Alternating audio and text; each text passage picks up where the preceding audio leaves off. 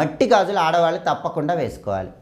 ఈ మట్టి గాజుల్లో కూడా కొన్ని కలర్స్ ఉన్న గాజులు వేసుకుంటేనే లక్ష్మీ కటాక్షం కలుగుతుంది. ఎప్పుడైనా ఆడవాళ్ళు రెడ్ కలర్ గాజులు వేసుకున్నా, గ్రీన్ కలర్ గాజులు వేసుకున్నా, ఎల్లో కలర్ గాజులు వేసుకున్నా, గోల్డ్ కలర్ గాజులు వేసుకున్నా లక్ష్మీ కటాక్షం కలుగుతుంది.